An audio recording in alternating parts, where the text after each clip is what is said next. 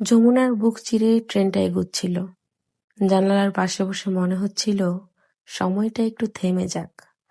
দুচোখ ভরে দেখছিলাম দূরে ছড়িয়ে থাকা সরিষা ক্ষেত, হলুদের ভেতর দিয়ে বয়ে যাওয়া হাওয়া, আর বুকের ভেতরে জমে থাকা এক অদ্ভুত শান্তি।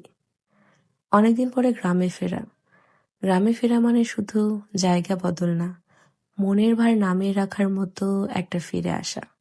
সতেজ বাতাসে নিঃশ্বাস নিলেই বোঝা যায় আল্লাহ কিছু জায়গা বানান শুধু শান্তি দেওয়ার জন্য।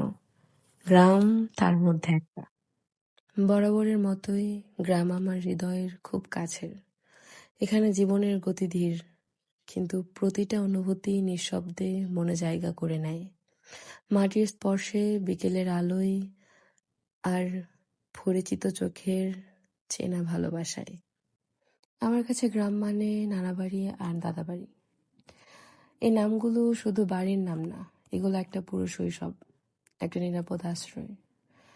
তবে যতদিন নানা নানি আর দাদা দাদি বেঁচে আছেন, ততদিনই এই জায়গাগুলোকে আমরা নানা বাড়ি কিংবা দাদা বাড়ি বলার অধিকার রাখি। এই কদিনে কি কি করেছি তার ছোট ছোট ক্লিপ ভিডিওতে দেখানোর চেষ্টা করলাম। তবে কিছু কিছু অনুভূতি আছে যেগুলোকে বন্দি করার সাধ্য স্বয়ং ক্যামেরারও নেই।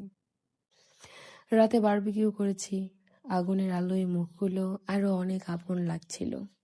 একসাথে বসে সিনেমা দেখেছি, আর সবচেয়ে বেশি যেটা পেয়েছি সেটা হলো গ্রামের সেই নীরব স্নিগ্ধতা, যেটা কোনো কথা না বলেই মনের ভেতরে শান্তি নামিয়ে দেয়। জীবনে আমরা অনেক দূর ছুটি, অনেক কিছু খুঁজি, কিন্তু শেষ পর্যন্ত ফিরে আসি এই মাটির কাছে, কারণ এটাই আমাদের চূড়ান্ত ঠিকানা।